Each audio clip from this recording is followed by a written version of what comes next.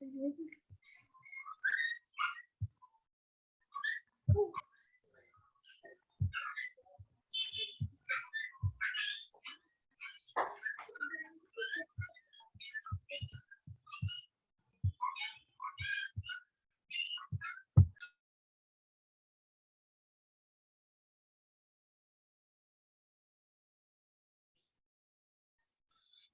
you can start your talk just after 10 seconds.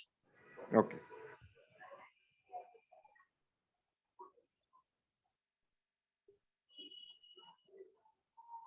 You're live. Assalamu alaikum and good afternoon, dear participants. Welcome you again. This is 66th session of our lecture series. And today's our topic is normal ECG variants in adults. We have two respected discussants today. The first one is Dr. Swadesh Chakraborty. He is Assistant Professor, Department of Cardiology in Sheikh Abu Nasser Specialized Hospital, Khulna. And our next discussant is Dr. Abu Muhammad Shafique, a consultant cardiology, United Hospital. Before start of the session, I'd like to request Professor Atahar Ali sir to say some words regarding our discussions. Atahar Ali sir. Thank you, Dr. Tushar. Good evening, everybody, and dear participants, and particularly our honorable faculties and course director Rafique Ahmed sir is with us, and also we have got Dr. Naharuma Kanis Fatima. Welcome, everybody.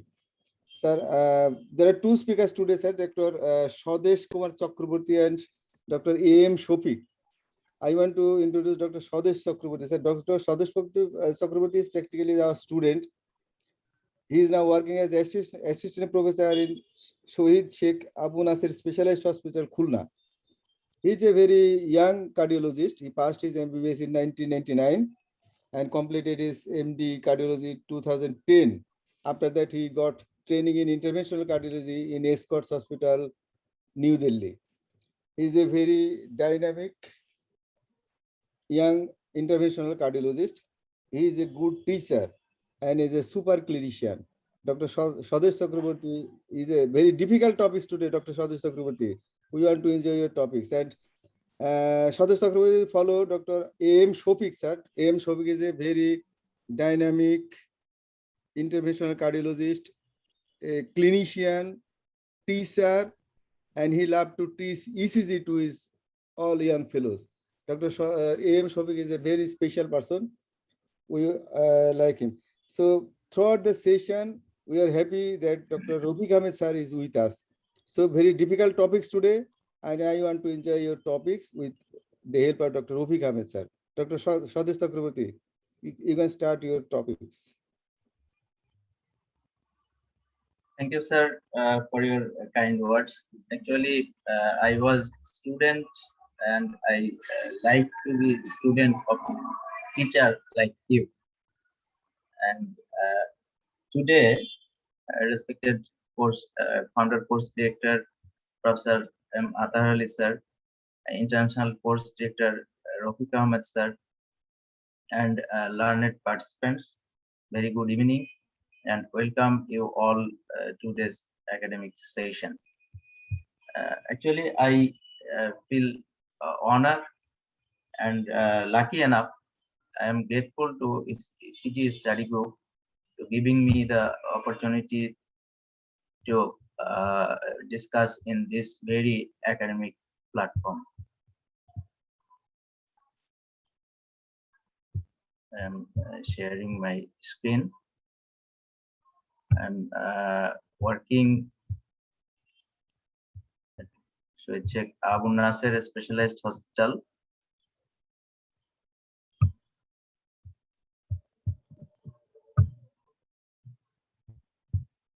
No, Sheikh Abu Nasser Specialized Hospital is situated in Khulna and providing several specialized service under the single roof.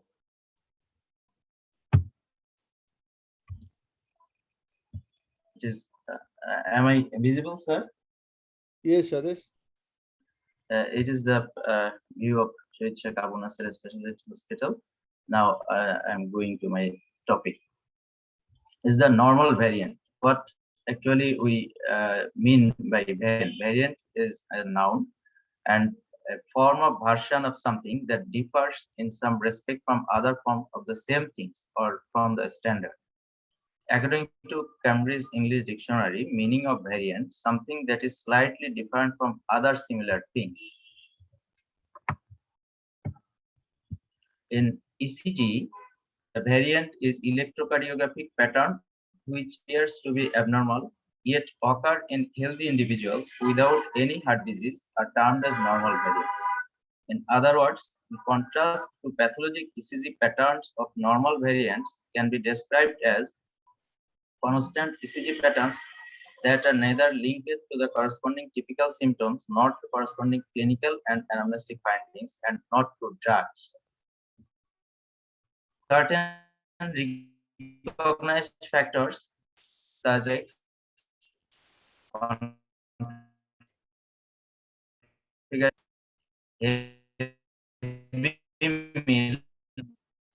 the electrodes on the chest are known to cause variations in ECG.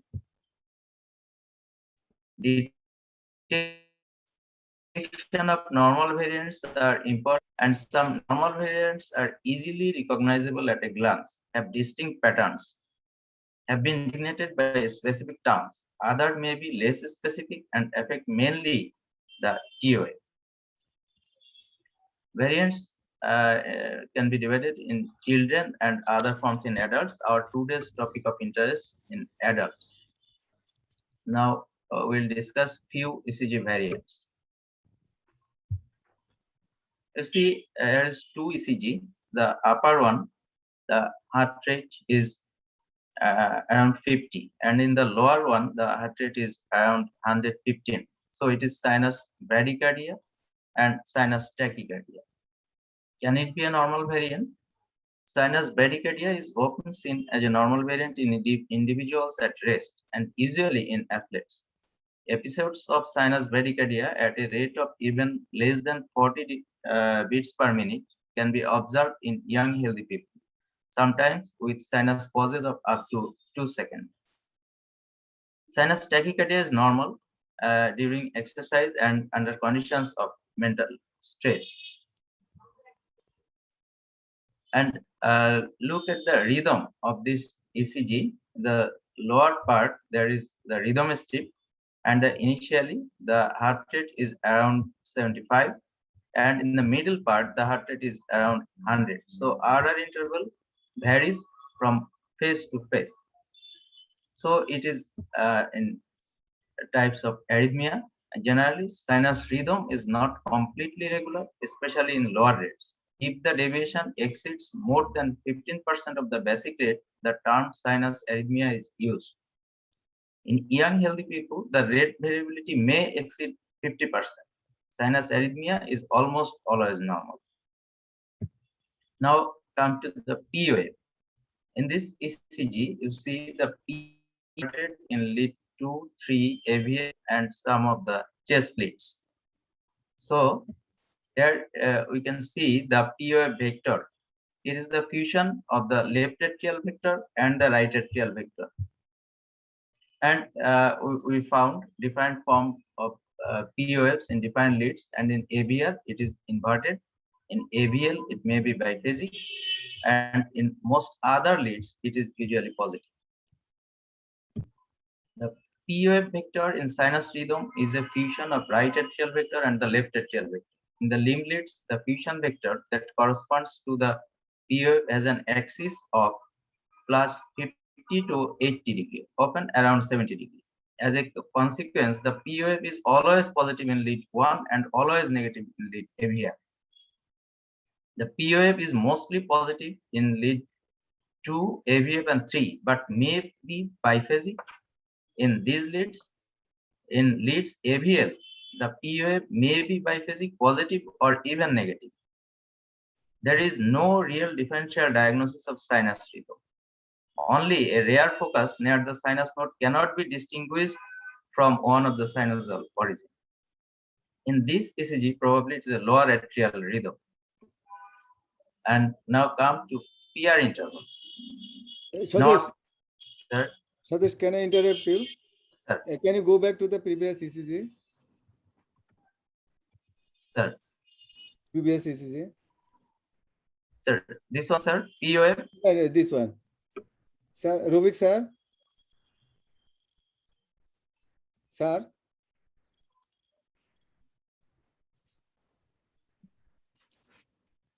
Now I want to comment from Rafique Ahmed, sir.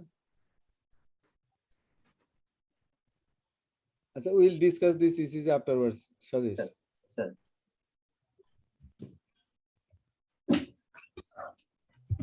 Sir, now PR interval. Normal PR interval is 0.13 to 0.20 second. There are AV blocks in normal individuals. First degree AV block may occur in about 10% healthy young adults. Intermittent second degree AV block, Wenke-Bach type, is about 5%, especially in athletes and during the night. Early atrial premature beats may be completely AV blocked in normal individuals, especially in persons with first degree AV block and during bradycardia. And you see, now we are going to discuss about the Qrs complex. In this ECG, you see the Qrs. We should do that. Yeah, Qrs, the axis, frontal plane axis. We usually assess the frontal plane axis from the limb leads. In this ECG, the axis is around plus 80 degree. That is, it is near the right side. And in this, the axis is around or 20 degree. It is a bit shifted to the left. So what is the normal? What is the normal QRS frontal plane axis? It is very variable and uniform in horizontal plane. The frontal leads, the direction of QRS vector depends on habitus, body weight, body position, and age, and many unknown causes. Generally, the mean QRS axis undergoes a rotation from right to left during aging.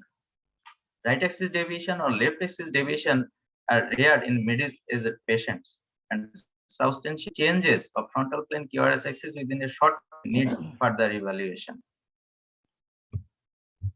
This is the changes that occurs from younger age group to older, the axis of frontal plane. And come to horizontal axis. And lead V3, the R wave is still smaller than the S wave. And lead V4, the amplitude of R wave is greater than that of the S, sometimes with a small Q wave. And now see these two ECGs. First one, you see the R wave is greater than the S wave in lead V2. And in the lower ECG, you see the R wave is greater than the S wave in lead V6. So in first one, the frontal plane axis is shifted toward the right. And the second one, the frontal plane axis is shifted toward the left. So this shifting is also called the clockwise rotation. The transition zone from negative to positive QRS shifted to the left. This condition is also called poor progression of R wave in the precordial leads. And counterclockwise rotation, the characterized by shift of the transition zone to the right. It is more common in young healthy individuals and children. In some cases, clockwise or counterclockwise rotation may be caused by erroneous placement of the precordial leads by one interstitial space too low or one space too high, respectively. Now see the Q wave in lead V3, small Q wave in lead V3, and here in this ECG, Q wave in V1 and V2. So this QS or QR pattern in lead 3 is found in some normal and in various pathological conditions. A QS pattern in lead V1 or V2 found in healthy hearts is a normal variant or is due to misplacement of leads in one interstitial space too high.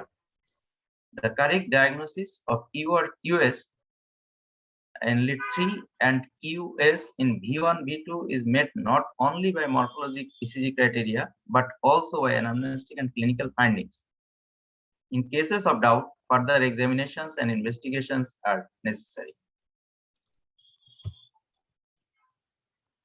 You see, in this ECG, there is RSR prime in lead V1, V2, V3, and also in lead 3.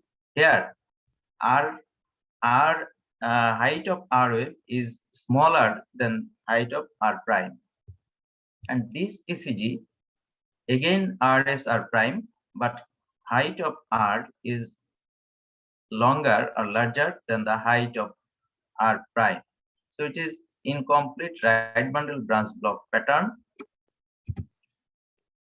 An incomplete right bundle branch block pattern is a frequent finding in healthy people, especially in young people. This pattern may lead to notching of RSR prime complex in lead 3 also. Height of R more than R prime in normal variant is probable.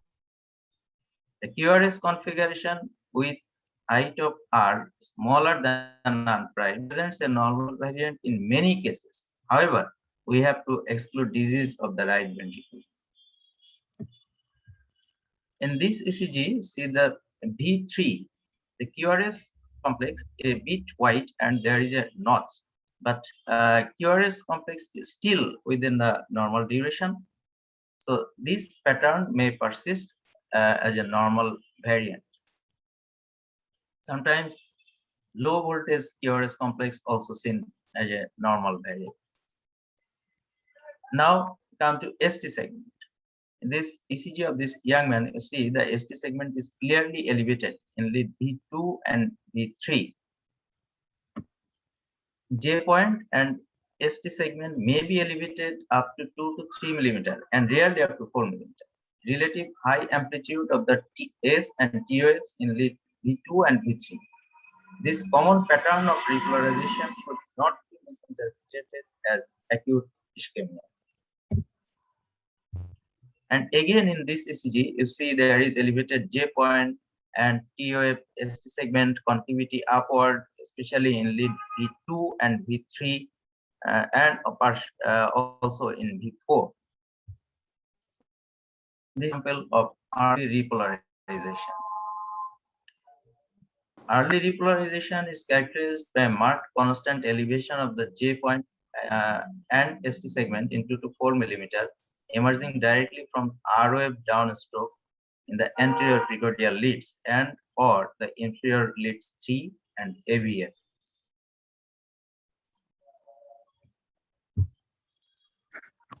Now come to T wave. In this ECG, there is T wave inversion in lead 3 and many of the chest leads, especially to V4. And in this ECG, T wave 4. So normal T wave is slow upstroke and more. The frontal leads, the T wave is positive in lead 1 and often positive in AVL, lead 2, AVF, and 3. The T wave is often negative in lead 3 and AVF occasionally in lead 2, independent of frontal plane QRS axis. In a QRS axis of 0 or less, the T wave may be negative in AVL, but never in lead 1. In horizontal leads, the T wave is negative or positive or isoelectric in V1 and positive in V2 to V6. In some cases, there is a negative T wave in V2, V3, especially in young women up to age of 30 years. Now, see in this ECG, the rhythm, there is supraventricular ectopics. And in this ECG, there is a ventricular ectopics. With QRS inverted TF, there is a compensatory pause. So this is an example of supraventricular ectopics and ventricular ectopics. Now come to arrhythmias. There is no strict dividing line between pathologic arrhythmia and normal variant arrhythmias. Arrhythmias that occur so frequently in individuals without heart disease may represent normal values. Three conditions could be: absence of any heart disease, exclusion of many arrhythmias not representing normal variants, and a normal variant arrhythmia should occur only rarely and should not be associated with very low or very high heart rate. However, a healthy individual may feel a normal variant arrhythmia. There is a long list with frequent normal variant arrhythmias. There may be sinus bradycardia, sinus tachycardia, sinus arrhythmia, isolated ventricular pause, some forms of supraventricular ectopics, and also some forms of ventricular ectopics. And these are the list of arrhythmias not representing the normal variants. Not going in details. If anybody interested, I will discuss in later. And now comes some conditions associated with well-recognized electrocardiographic variants: juvenile patterns, hyperventilation and anxiety state, effect of heavy carbohydrate meal, the athlete's heart, and the early repolarization syndrome. The juvenile pattern in adults, T-wave inversion, which is normal in children, in tricordial leads, like V2 to V3 or 4 in a normal adult, is called the persistent juvenile pattern. After third decade of life, it is abnormal. And hyperventilation anxiety states may cause sinus tachycardia, prolongation of PR interval, ST segment depression with or without T-wave inversion, especially in inferior leads, may present in a normal person. Effect of heavy carbohydrate meal, ST segment depression and T-wave inversion may be seen without any pathology. And athlete's heart, increased vagal tone and increased ventricular mass may cause this well-recognized variant. There is sinus bradycardia, maybe junctional rhythm, first degree AV block, sinus arrhythmia, Wpw second degree AV block, and wandering pacemaker. And increased muscle mass may cause voltage criteria of LVH, increased amplitude of P and T wave, persistence of E wave, increased PR, QRS duration, and slight ST depression and T wave inversion. And early repolarization syndrome, I have already mentioned earlier, but because of early repolarization, as it may occur also in different types of cardiomyopathy, myocarditis, and myocardial ischemia. So be careful about early repolarization. This is the example of early repolarization. Now, some specific ECG abnormalities may present in normal person. These findings are undoubtedly abnormal, but may occur in healthy person. These conditions increases with age, so must be investigated for organic causes. It's frequent premature ventricular contraction, atrial fibrillation, first degree AV block, left axis deviation, left bundle branch block, abnormal T-wave inversion, and Wpw syndrome.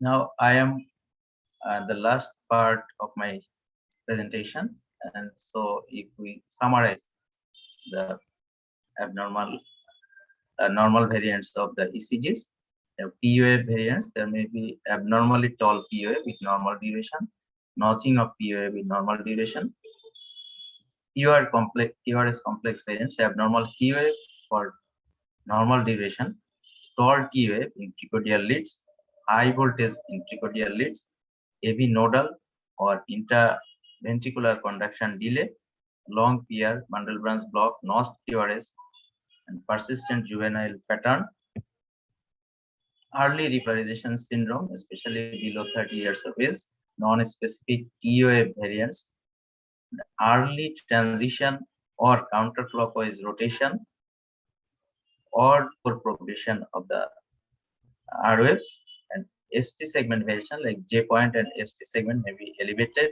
up to 4 mm in tricordial leads, and sinus arrhythmia with supraventricular ectopics and sometimes PVCs. This is the end or last slide. Thank you for your patience.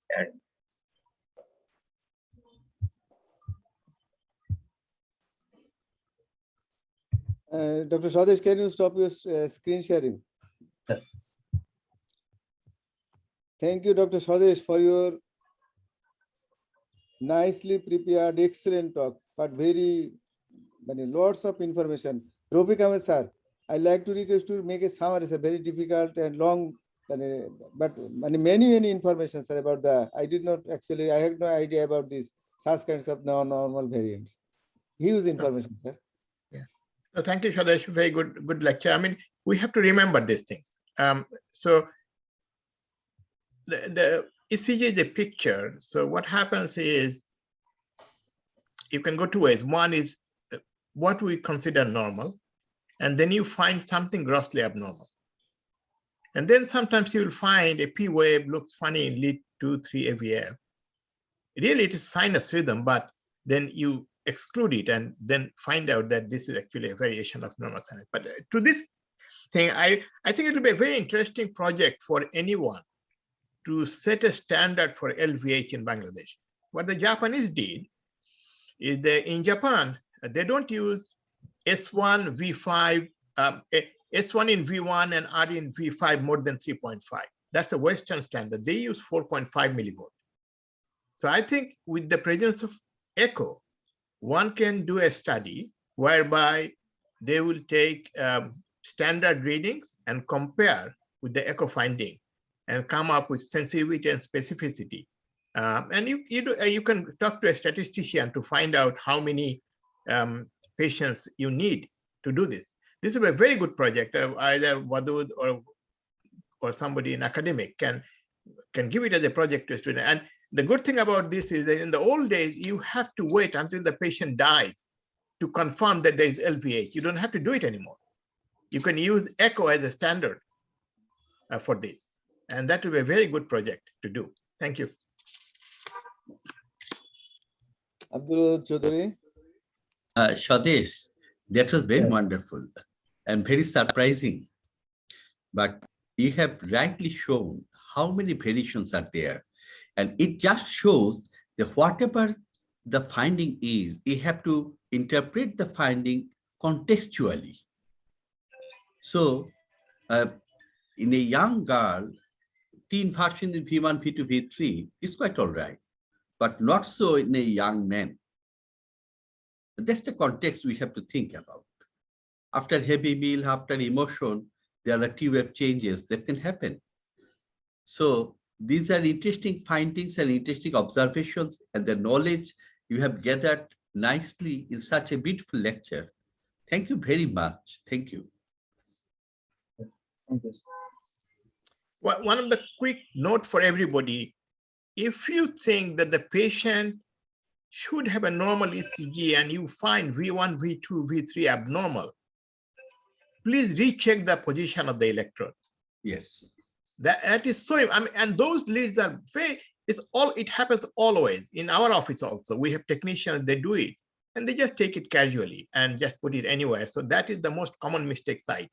Limb leads are difficult to misplace. I mean, you can put right and left, but you cannot, if you put you can put it anywhere on the arm, it doesn't matter. But the chest leads are the most difficult ones. Please keep that in mind. Thank you. Sir, early I'd like regulation. to add something otherwise in context of the Rafique sir's comment. In our country, most of the ECG technicians, they learned to put the V1 in the second space, V1, V2. Why, from where they have learned this, I don't know. And most of the technicians do the same mistake, and all the nurses also have learned this mistake. And that's why often the findings comes like that. And this T inversion is very common in those leads. And also you end up getting septal MI in those. Yes, sir. Because the lead position high, it ends up with Q in V1 and V2. Yes, And sir. when you see the ECG, you have to report it as septal MI. You cannot deny that. Yes, sir. But actually it is not septal MI, it's just lead malposition. Sir, can I show one of the ECG I have shown? Yeah, in yeah, the please, please.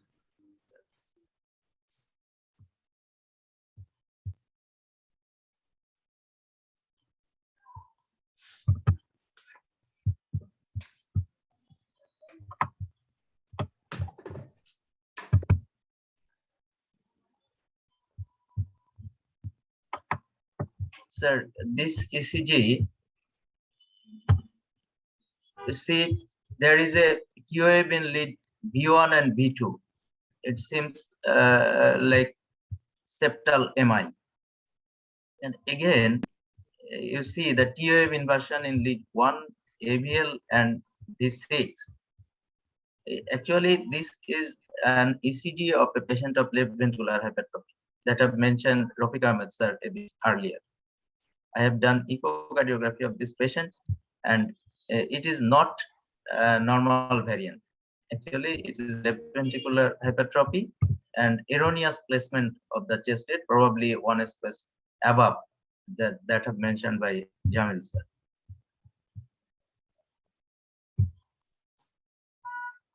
Most likely, Thank you. yes. Thank you.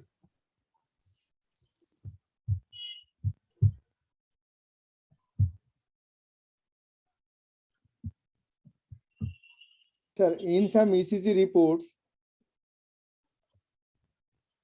sometimes we see that there is advice that the echo is advised. After commenting about this, is it right, sir? Well, the question is, when you see an EKG and you advise echo, we say clinical correlation needed. We do not go beyond that. We don't advise any test based on ECG finding. It's a clinical judgment. So I don't think that should be written actually. I have never seen it. Nobody ever have asked me that question. Sir, early repolarization is a very frequent finding. When you should investigate that patient, sir? So the question is early repolarization. So somebody, young person presents without any chest pain for something totally unrelated. That's number one. Number two, only thing that you can confuse is two things. One is acute MI and pericarditis. And Wadud actually have shown it. If you are really curious about it, you can look at the ratio between the T wave and the ST elevation, and that will give some clue. You can compare with old ECG also, and especially in a young person, totally asymptomatic. And that should be those are the reasons that you can say this is early position versus pericarditis or acute ischemia. But also we need to remember that despite all these things, there will be still, we are going to miss or we are going to overdiagnose cases. It's no question. But question is how many?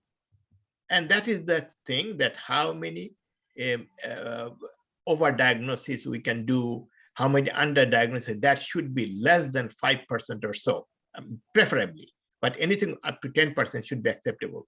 And in reading ECG, a mistake of 1 or 2% probably is acceptable for all of us, because we read very fast. I mean, at one time I could read up to 200 ECG an hour. That means I am giving probably a little bit over 30 seconds or something for each ECG. But that's a pictorial reading, which means I am actually scanning fast, but then I will stop somewhere as soon as I see the pattern is a little different, and spend some time on that ECG. Thank you.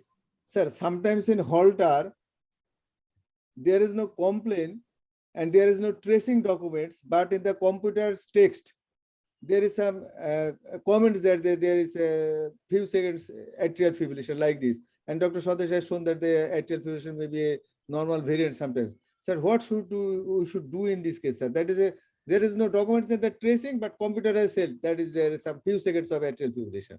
Okay. Yeah. So, I mean, I would like to have the tracing. So I have said repeatedly that even if I reported it 5 years ago and you bring it to me, I would like to see the tracings again, because my vision had changed by this time, in good way or bad way, both ways. So tracings are so important. I mean, I would like to, I mean, we get a lot of Holters readings, and anytime there is some arrhythmia in the report, I always tell the technician to print out the page and give it to me. and if need be, magnify it. The only time that you can confuse AFib will be atrial tachycardia with variable block. And that is where the confusion comes most of the time. And let's say if there is somebody with 70-year-old male with history of stroke, hypertension, and diabetes mellitus, you are better off making mistake on the side of AFib. On the other hand, if it is a 15-year-old person with atrial tachycardia with variable block, you are better off making mistake on the side of atrial tachycardia with variable block rather than AFib. And I'm sure the panelists will agree on this thing. Yeah. Against the context. Exactly. Sir, one question is that, sir, sometimes in the Holter, we could see lower heart rate, minimum heart rate is 42. Yes. If we look into that particular area, then we could see this is because of the ectopic following gap. So this portion is the heart rate is 42. But still, we used to report, but many reports I could see the comment is minimum heart rate is 42. But is it 42? So the question is, the heart rate is 42. Right. What we do, our machines actually now give 2 heart rate. Right, sir. 1 heart rate during sinus rhythm. Correct, sir. And then there is a second heart rate category whereby it comes with arrhythmia. So it says minimum heart rate 32, maximum heart rate 169. That means somebody was Right, having atrial tachycardia. But in the sinus rhythm, the heart rate, and that's what is important, I think. Right, sir. So nowadays, people are using a lot of pulse oximeter. And in the pulse oximeter, we'll find out the ectopics are not actually registered. So if a patient have bigeminy, and the heart rate will be 40, actually he has a heart rate of 80. And that creates a problem with the patient's family, and everybody become anxious. What I say to the students, you do not look, whenever there is arrhythmia, do not look at the heart rate through the pulse oximeter. Feel it yourself and count it at least for 30 seconds. Then you decide what is the heart rate. Right. May I can speak one experience. I was called to see a patient, and they requested me to take the patient to the cath lab to put a temporary pacemaker. I just told her that I am just coming and see the patient, then I'll decide whether I will take the patient to cath lab or not. Then I immediately rushed to the patient, and the pulse oximeter was there, and it shows around 36 to 40 heart rate. And I just felt the pulse, it is almost 90 because patient is in the atrial fibrillation. Yeah. Actually, that was a COVID patient. Actually, one should not count the heart rate from the bedside monitor, but it shows 3 or 4 complex make one red. Within few seconds it changes. So one should not count that one, and one should not take from the pulse oximeter. It should be palpated at least 30 minutes, 30 seconds. What Wadud said. Thank you. Shall we move to Dr. Shafique? Yes, sir. Nafuma, do you want to make a comment? Because you are a pediatrician. What about the normal variations that are present in the children? So that's a nice question. So always we put ECG slide that was Swadesh bhai was showing in the last slide. That was what was the normal variant in the neonate, infant, adolescent, and adult. In case of neonate, the axis will be right, but how much right will be accepted as normal? If it is in right lower quadrant, then it is normal.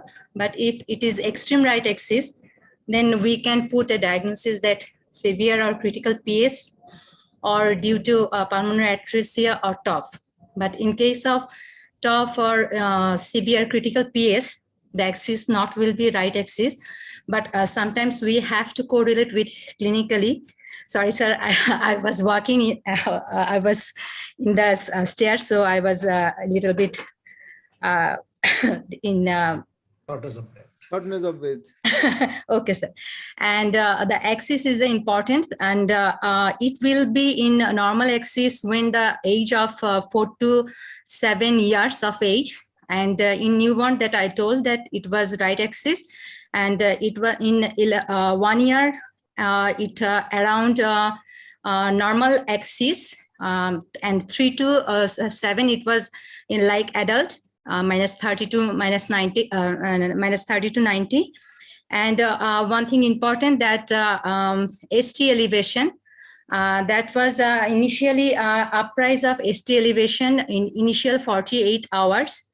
Then ST will be normal after 48 hours. So this ST elevation also, if we find and we terms label it as pathological, that will also not be, it is normal variant.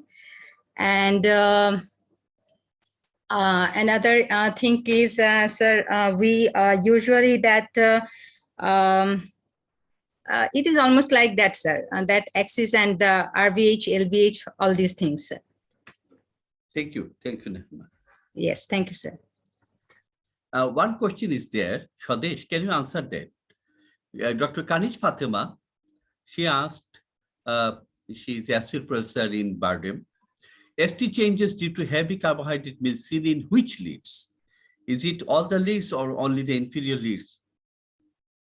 Can we answer that, Swadesh? Sir, actually, this is not so specifically mentioned. One paper I have seen, it is usually in chest leads.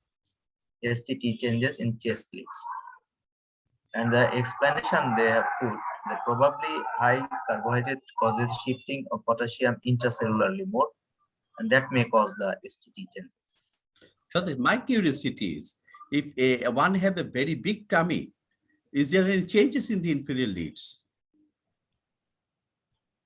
Sir, body weight, posture, position of the heart, that may change, may make changes the ST or T change. Atahar bhai, should we go now Yes, to the yes. next stage? Yes, Dr. Shafique.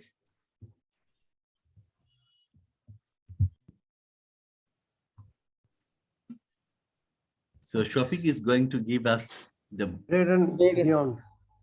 Red and beyond bakery.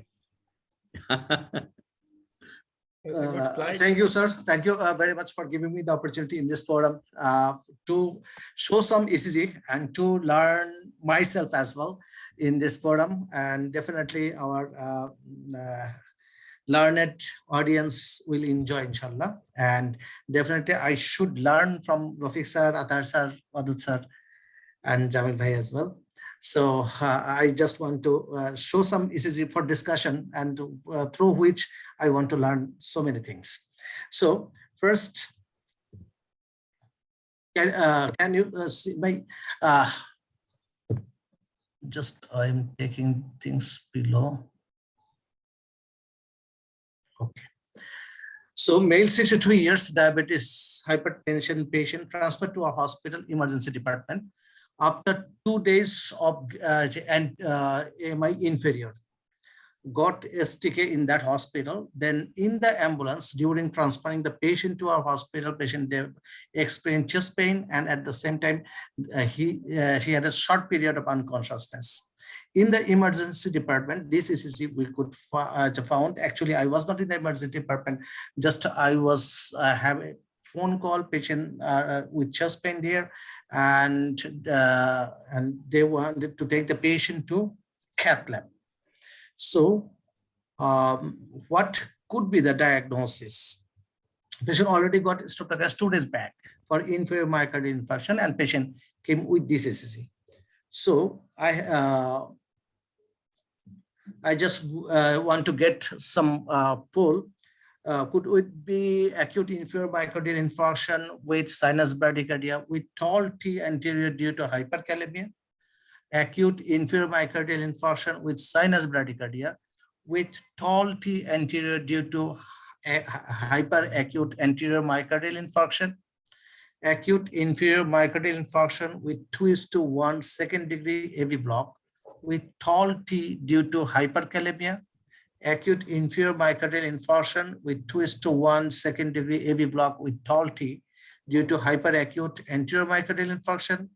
Or acute inferior myocardial infarction with complete atrioventricular block with tall T due to hyperacute anterior myocardial infarction? Can we get the full review?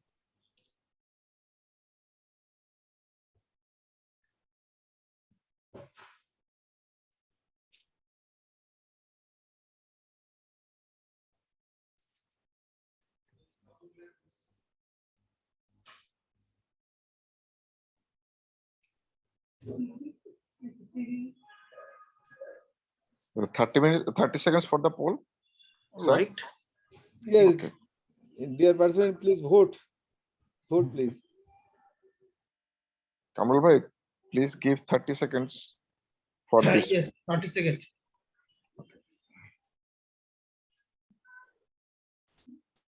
Okay. So maximum B,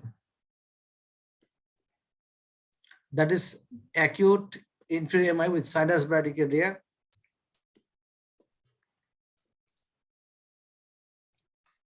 Sinus bradycardia with tall T anterior due to hyperacute anterior myocardial infarction. And also CD as well. So if we go back to the ECG again,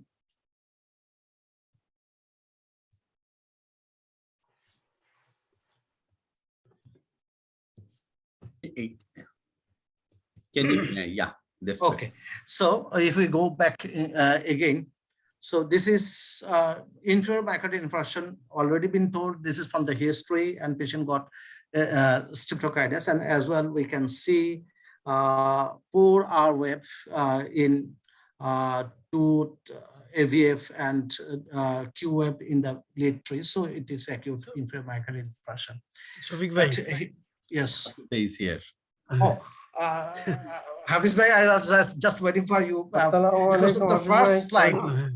Oh, Bread and this is a beyond. fantastic EKG. First of all, there are two processes. One is the rhythm issue, and the Right. other one is the STQRS morphology issue. Right. So I think if the participants follow that, then I'm sure you'll go through this rhythm issue first, and then the EKG issue. Right. But I would request the audience Poll is over. Poll is No, over. no. No, I know. I know poll is over. I was the poll. But this is a good thing that everybody is divided. But I would not feel intimidated by anyone, if we get it right or wrong. But I'm saying that the management-wise, one thing you mentioned that there was a significant event happened to the patient. Right. Please take that into consideration when you do the management. Yeah. Go ahead. Sorry. Is there any Nepali friend? Friends from Nepal? Do you have an EKG before this with the inferior? Right now, this is not with me. Actually, Okay. that was in the single lead ECG. That is why I did not take it here. But that is what inferior myocardial infarction. That was correct. And patient got streptocarditis in Mymensingh. Then patient transferred through ambulance, and then patient developed during the just before entering into the entering Dhaka. The patient was unconscious with chest pain for a short period. Then patient revived. Because the other question would be that if patient did not have any history, just came in with this EKG in the ER, how would you have approached? That's another question. Yeah, it's a fantastic EKG. That's a very good dilemma. It is just a few days back in my hospital, just 1 week back. So any other, if there is any other discussion, sir? I will be asking for a posterior leads. We did not do the posterior leads, sir. Perfect. So can we make a comment? Because now that you are not giving the diagnosis yet, but no, maybe already, but actually there are so many options I told, and I did not say the diagnosis yet. Shafique, can you go back, please? And Jamil wanted to say something. Okay. I go with the diagnosis what put by Shafique as in the C, and most of the poll participants were against it. Probably few have voted for this C, as because it is 2:1. Every block, right, PRMI is there, and there is clean cut in the bottom panel in the lead 2. Equidistant P waves are there, and every P wave is not conducted. Every alternate P was not conducted. I think Okay. the Rafique will agree. Along with this tall peaked T wave indicates this hyperkalemia that is leading to this rhythm problem. But the point is, you got a tall R wave in V2. That's not expected. And in the context of inferior MI, there's likely to be a posterior MI. And then that T become the inverted T wave of posterior MI. That's another possibility we have to remember. Maybe. So before I Dr. would like Shafique to- goes, can I make a comment? I think Hafiz put it in a very, very nice way.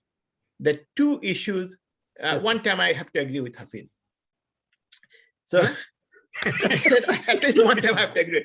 So Hafiz put it in two very nice way that two issues, that one is the rhythm issue, second issue is the ST segment issue, and which is more important. Right, sir. I think the ST segment issue is more important than the rhythm issue, because we know the patient. And secondly, why is more important? Because the QRS is narrow, so I feel a little reassured. So if I look at it, I see subtle, but there is clearly ST elevation in lead 2-3 AVF. So if I did not know this patient at all, this was the first ECG. Chest pain, I would say an acute inferior MI. Yes, sir. That will be my first thing. Second issue is that there is a tall T wave. Is it hyperacute or is it hyperkalemia?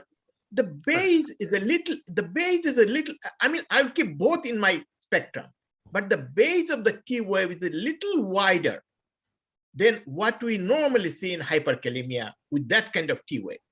So my first point will be an possible hyperacute. Even hyperacute T wave, of course, you expect the ST segment to become a little flat, which it didn't. It's a little concave. Right. So that's why it's confusing. But I will first go with the clinical gut, that clinical scenario, chest pain, acute inferior MI, possible hyperacute T wave.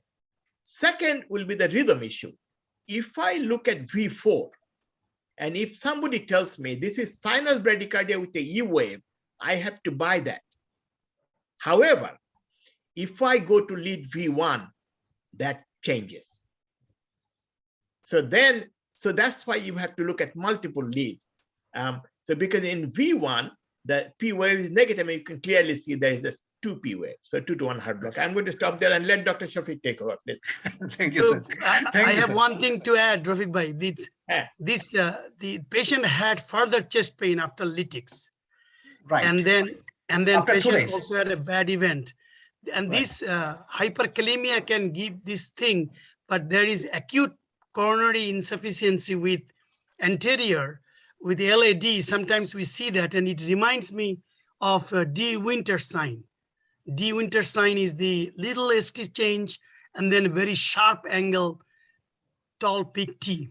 So I'm really worried that this could be another issue with the LAD territory.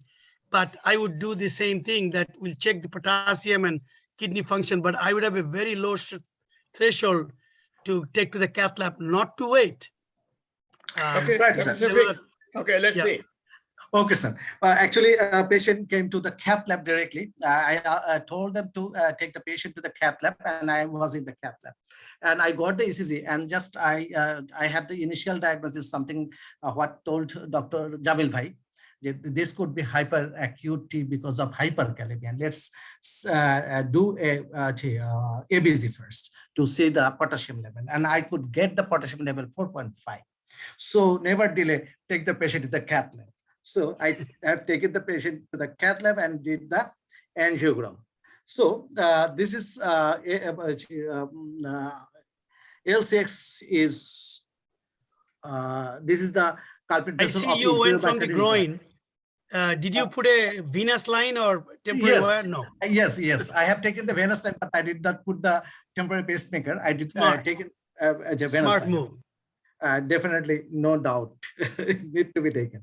So this is a dominant vessel, and here you could see here there is a thrombus in the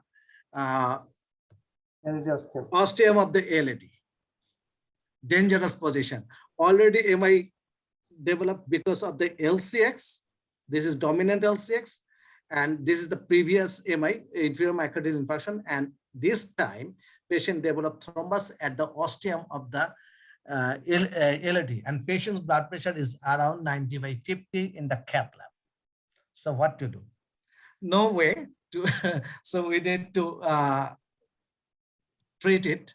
So first we put a stent in the LAD, the LCX, then stent in the LAD to lip main.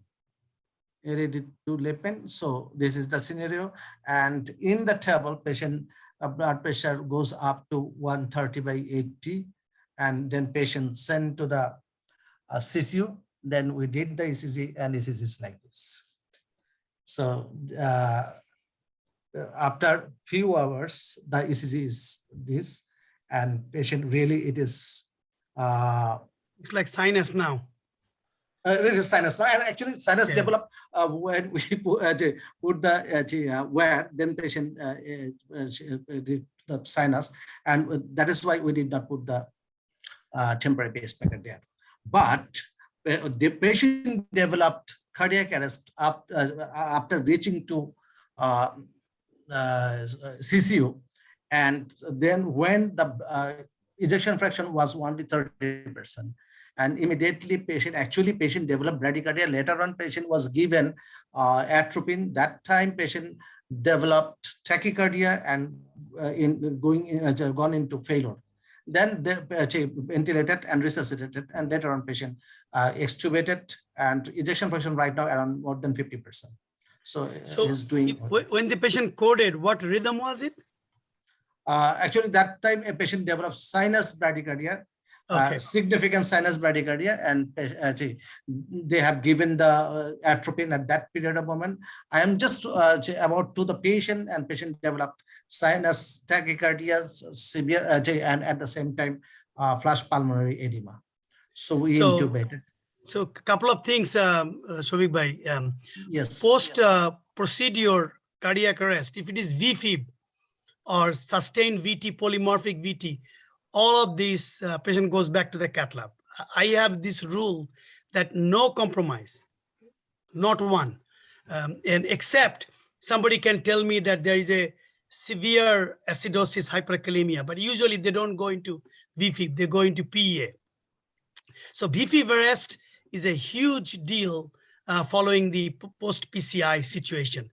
The second thing is that often they are in compromised LV function, and then we give dye, and end diastolic pressure goes up, they go to the floor, they go into flash pulmonary edema. You may have a little MR that may worsen, and then hypoxia and pulmonary edema all lead to a bradycardia. And COVID time, we know how significant the correlation with the hypoxia and bradycardia. And then third issue is that elderly patient, little late presentation, and the PE arrest could be hypoxia, could be hyperkalemia, could be tamponade. So I usually do a bedside echo as well if we have the suspicion post cardiac arrest that resuscitate and then get a quick reassessment of this. But the way the rhythm came back sinus, this is probably all metabolic looks like, because if it is something mechanical or problematic, it doesn't come back that quick. And the other thing is that the De Winter sign or the Wallen sign, these are very characteristic of proximal ostial LAD. So any time in doubt, then I say check it out. But after resuscitation, we did the ECG and that was fine. Okay, Dr. Shafique. Yes, sir. Why did the patient become bradycardic? Actually, sir, that time I was not there, and they just told me patient developed bradycardia, and they have given atropine. After that, patient's heart rate was around 140, 150, something like that. And that time I was there. And yeah, but our audience would like to know what happened, right? Actually, what will be our answer to number one, sir, patient die could be the reason, and at the same time, inferior myocardial infarction was there. Okay, sure. So I will come up with a very simple explanation. Just a vagal event, right? Became sinus bradycardia. That's a possibility, right? Right, sir. Definitely. Sir. Yes. This is a simple So, things. I mean, and actually, a very interesting case, because I think we should go quick thinking. First, post-procedure, somebody became vagal because of the pain. So that's why the atropine comes into play.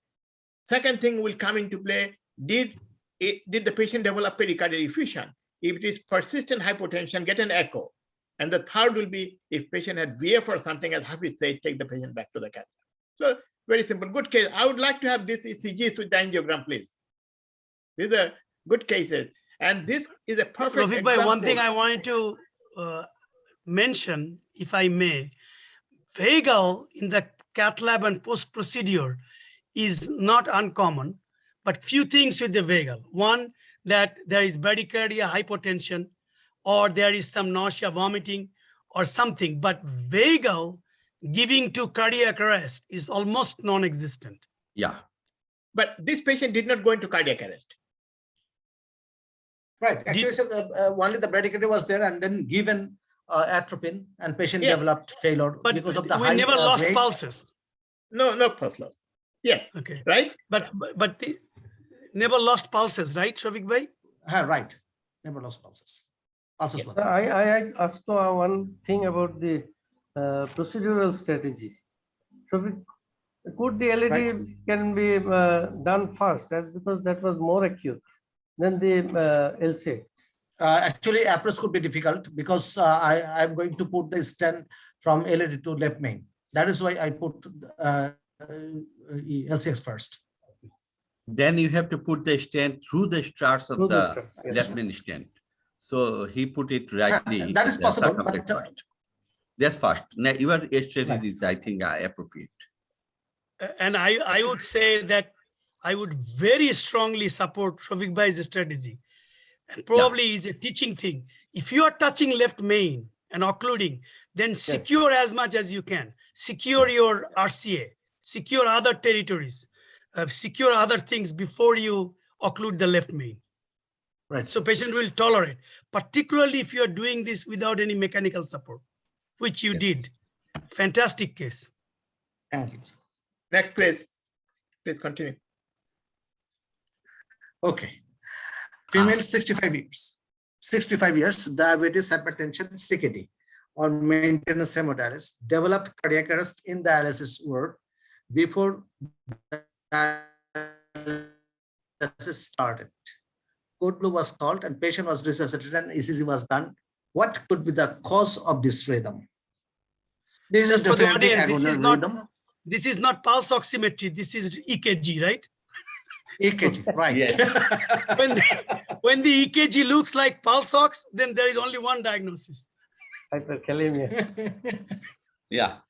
So agonal rhythm due to acute myocardial infarction, idioventricular rhythm due to acute myocardial infarction, idioventricular rhythm due to severe hyperkalemia, agonal rhythm due to severe hyperkalemia. Poll, please. I actually like the answers.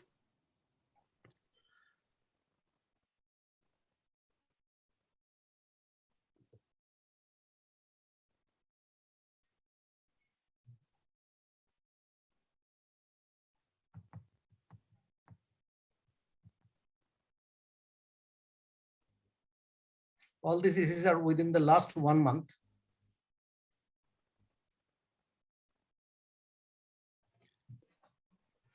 There's no E. Actually, two idioventricular rhythm due to severe hyperkalemia or agonal rhythm due to severe hyperkalemia. Most are within agonal rhythm due to severe hyperkalemia. So C and D. And most C, maximum D. Sir.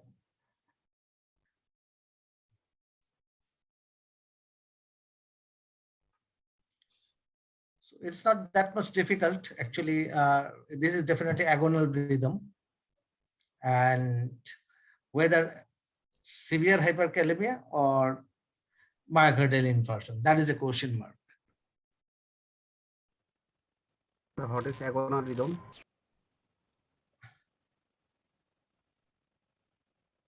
Yes, anybody? Shafique, the question Mamunur somebody was Rahman. asking, what is the agonal rhythm? Actually, this is end of life rhythm that happened in from many causes. That is at the end of life, the ECG, the busier Qrs complex with significant bradycardia. Sometimes, usually rate is less than 20. And this is a busier wide Qrs complex. Sometimes Qrs complex cannot be distinguished properly. And this is end of life ECG. That is agonal rhythm. So it could be because of myocardial infarction, because of at the end of dilated cardiomyopathy, or even hyperkalemia or anything else. So can I get any expert opinion, sir? Can we see the EKG, because it is the answers are in the middle? So can you go back, please? Can we remove the answers? Right.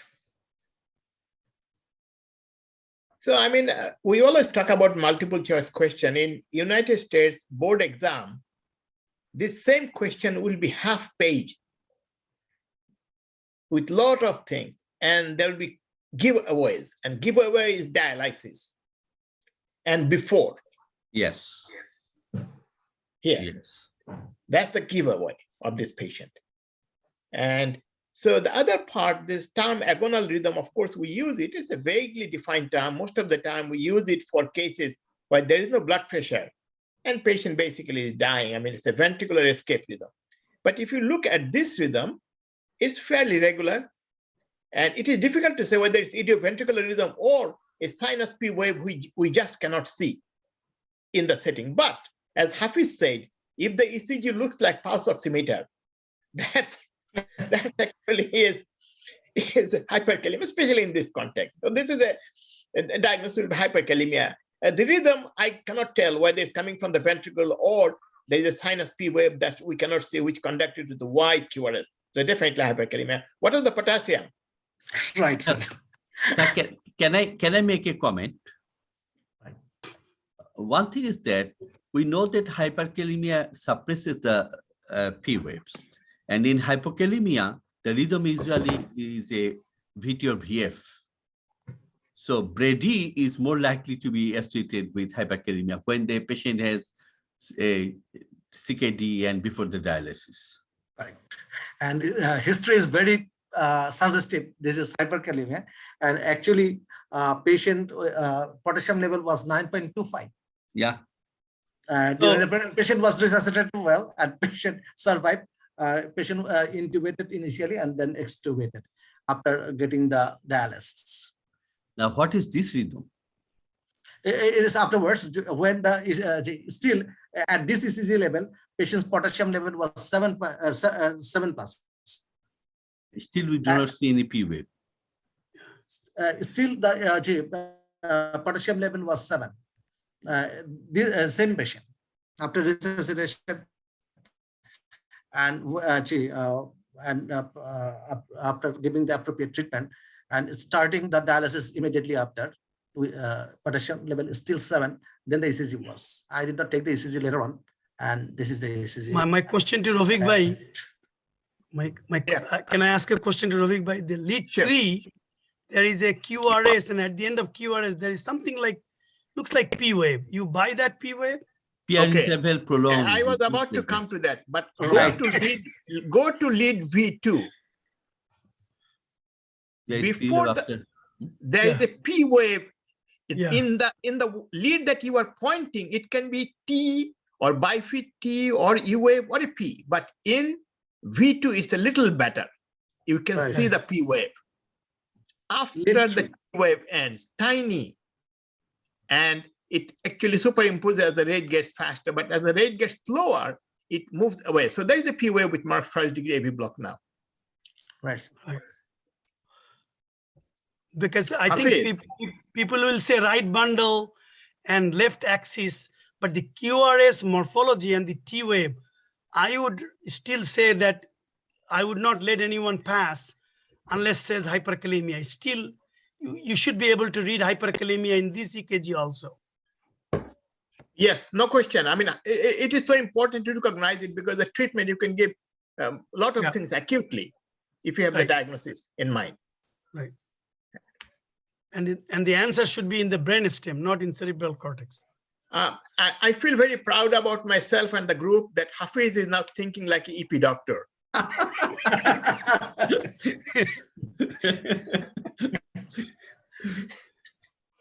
So, Rafique bhai, just to let you know, our EP conference is every week on Tuesday morning. That's the only conference I drink coffee and enjoy this session because I have an EP guy presiding over, so I have no pressure. So I enjoy that session most. Good ECG. Thank you. Thank you. Next patient, sir. Maybe it is common to Atahar, sir. Male, 58 years, hypertension, non-diabetic, admitted in our CC with chest pain, palpitation, tropoid positive. ECG, first ECG was atrial fibrillation with first ventricular error. Amiodarm was given, and then the ECG is.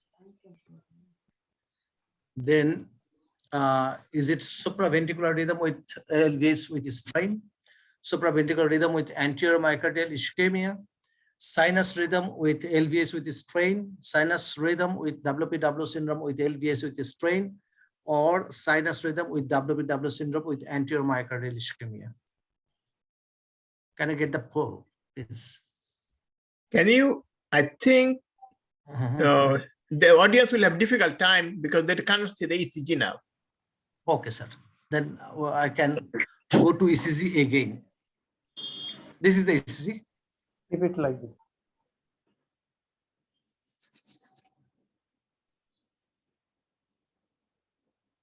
It would have been better if the question was beside the picture. Can I go to question, please? Answer. Answer. Oh, already when it is answered. Can you show the answers? Right.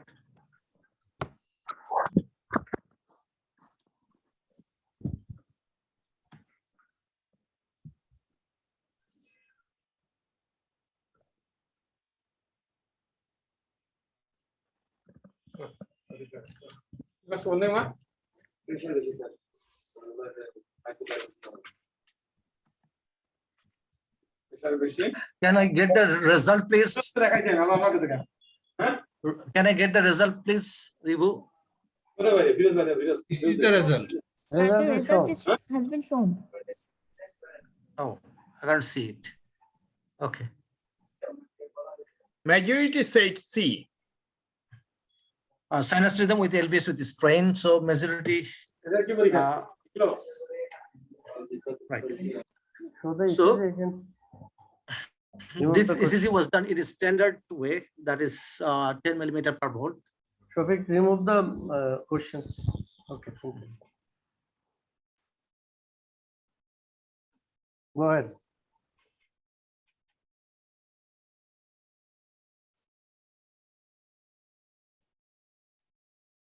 Shafique.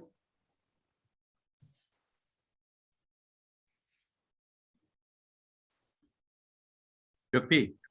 Yes, sir. Yeah. So, can we go for discussion, sir, from panel of experts? Right. I think most of the participants went right. Though there is PR interval seems to be shorter, but there is no definite delta wave here, and Qrs complex is not widened. Okay. This may be LGL, like ECG.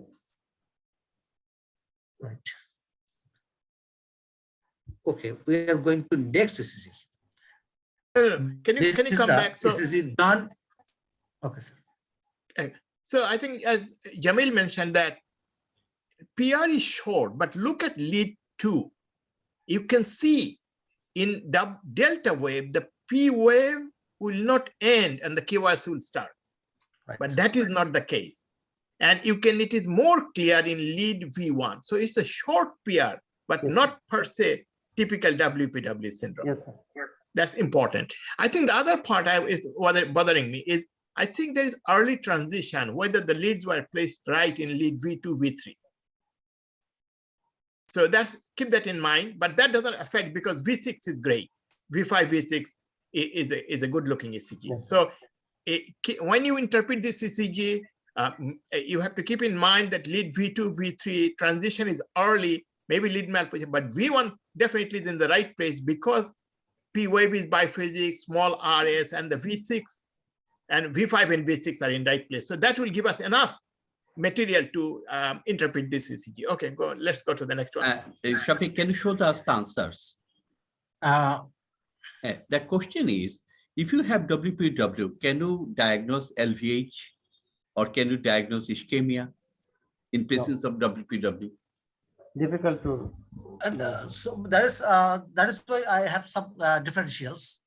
LVAs, yes, whether we can diagnose LVAs. Would you please give us some clue about that?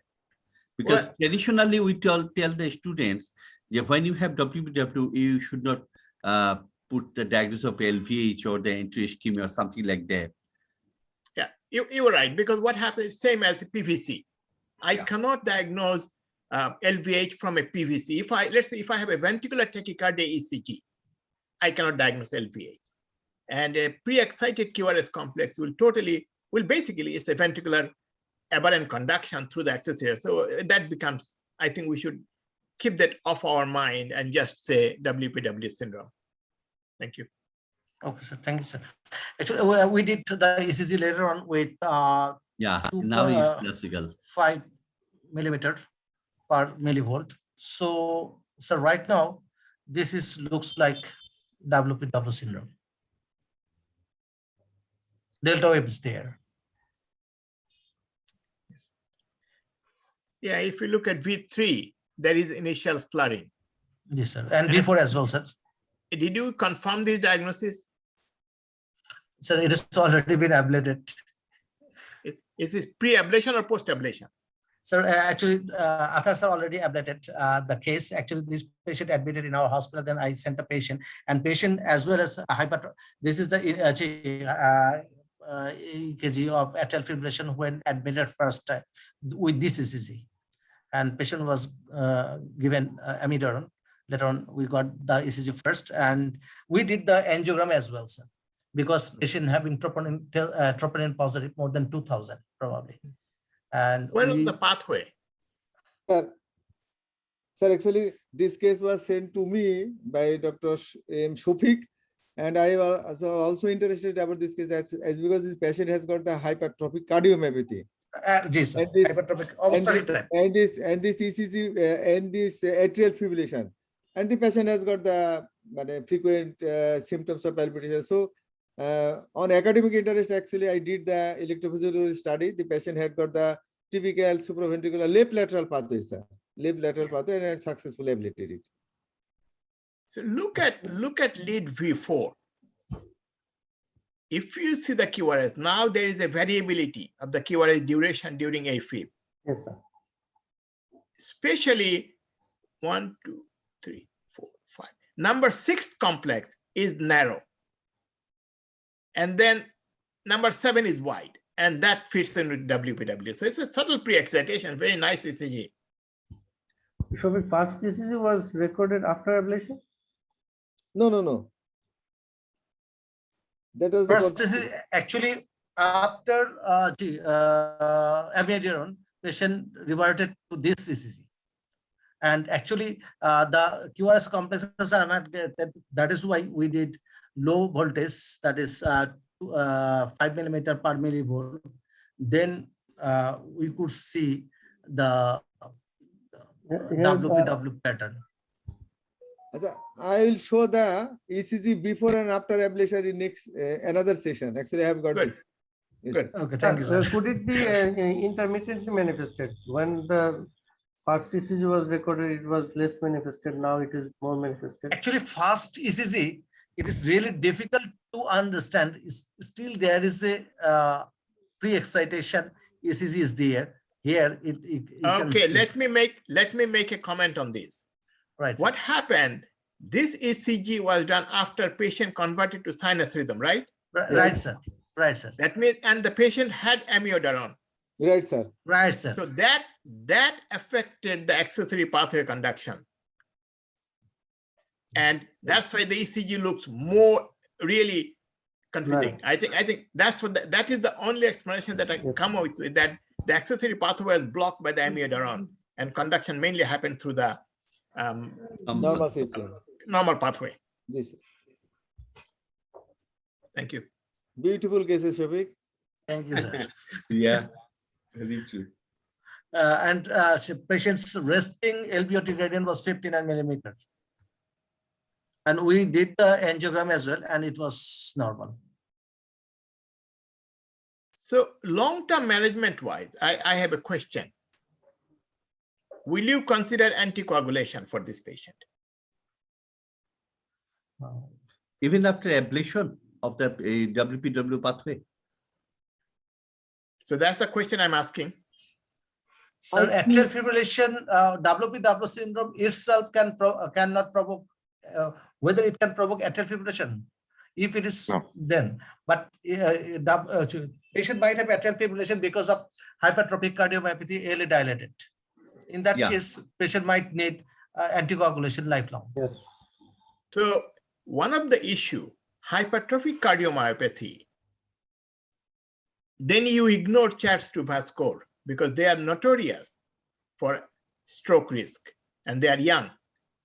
But as Wadud mentioned, this patient had Wpw syndrome. So that will create a little dilemma for us. And Wpw syndrome patients, if they have AFib after ablation of accessory pathway, they may not have recurrence of atrial fibrillation at all. And if we can prove that, then he may not need anticoagulation long term. And probably this is related to Wpw syndrome, the AFib issue in this patient. Sir, in that case, we should give the anticoagulant for 6 months and follow up, sir.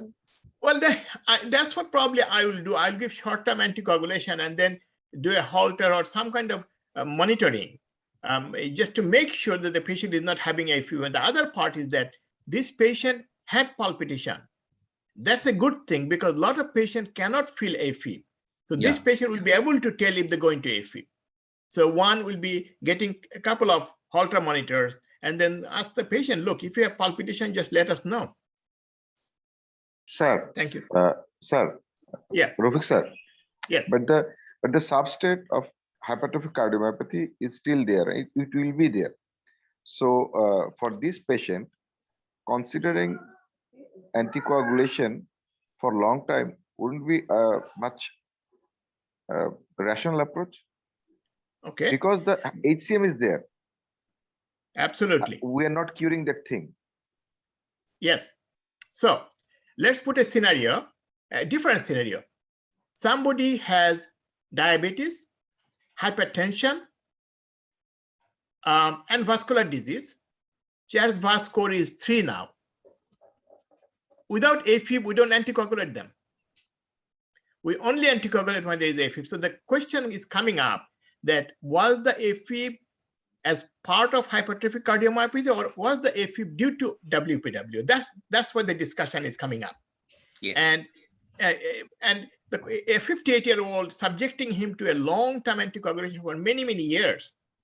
If necessary, we'll give it, but if we can avoid it, it will be good. But your point is well taken. Until we can prove it definitively, then we should anticoagulate the patient until we make a conclusion. Look, what we will do here, I'm going to put a loop recorder in this patient. I'll continue anticoagulation 6 months to a year, no AFib, I'll stop. And then I'll continue monitoring this patient with the loop recorder for another 3 years because the loop recorder will last 4 years. And let's say if there is no AFib, then I'll say, look, you don't have any AFib, so you don't need it. And after 6 months, I stop the anticoagulation. If there is any AFib in future, then I'll restart it for lifelong. Thank you. That's very reasonable. Thank you, sir. I think it's 12 o'clock. Do you want to continue or are you going to stop here? No. You can stop, sir. Shafique. Yes. We really enjoyed it. Yeah, I think you have got some more cases and very interesting cases, nicely presented. I want to discuss. Can you keep it for the next session?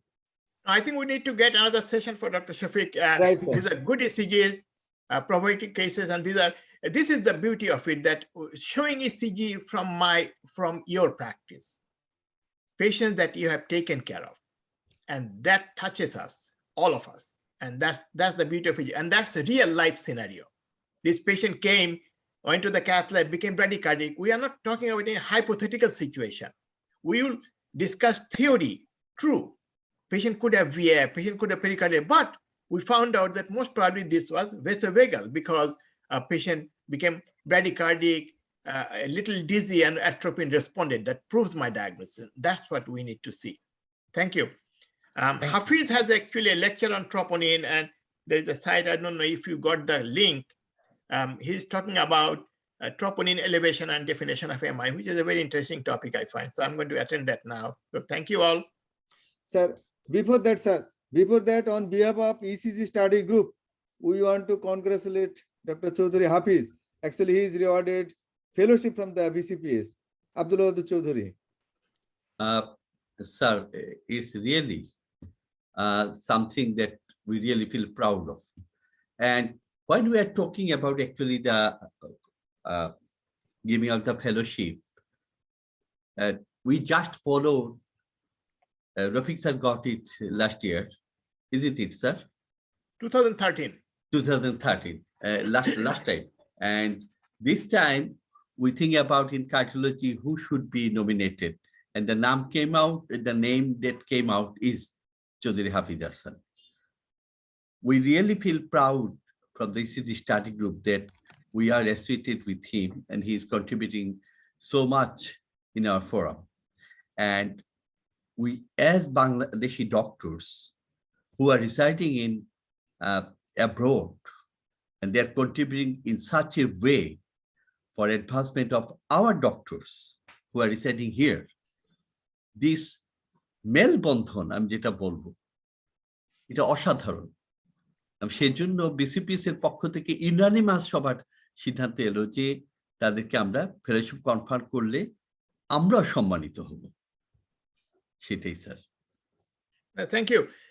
So I was the first one who was given. Hafiz is the second Bangladeshi outside of Bangladesh. Yes, and sir. I'm very proud of Hafiz because of his continued contribution. I mean, it says, you know, there are two ways to serve. One is serve when you are asked. Our motto is we serve because we have to serve. And Hafiz have followed that. It is our obligation. It is our duty, and we will continue it as long as we can. And also, I thank you all on behalf of Hafiz is not here, that for such an honor, and hopefully we can live up to this.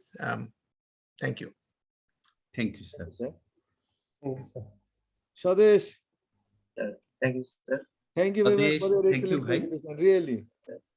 তুমি অনেক পরিশ্রম করে presentation করছে, তোমার এটা review আকারে publish করতে হবে। This is a very rare, মানে অ্যাকচুয়ালি মানে difficult topic, made it easy Swadesh. আর আমার মনে হয় যে M Shafiq, Yes, sir. you can keep your presentation every day ready, like Rafique sir and Hafiz sir. You can keep every day ready. Nicely presented. Actually, তুমি ওই লাইনে চলে গেছো। আমি ওই লাইনে যাই ওই লেভেলে চলে গেছে। তুমি কামিল ভাইরা বলে রাখেন, এরকম তৈরি করে রাখুন কিছু। আমি হ্যাঁ, তুমি নরমাল ভেরিয়েন্টস পেডিয়াট্রিক্স তৈরি করে রাখো। জামিলের এটার উপর এক্সপার্টাইজ ডেভেলপ করছে। Finally, very excellent session today. Swadesh, thank you very much for giving us time. Atahar bhai, next create a car presentation. Next হচ্ছে আমাদের সমীর কুণ্ডু, possibly. হ্যাঁ, সমীর কুণ্ডু। আচ্ছা, good. Good night, Sir, everybody. Good night. Thank you very Good much. night, sir. Thank you, sir. Thank you very much. Thank you. Shafique, keep ready every day. Sir, যদি পাই রেখে দেবো sir কিছু করে। Thank you. Thank you, sir. আচ্ছা। আসসালামু আলাইকুম।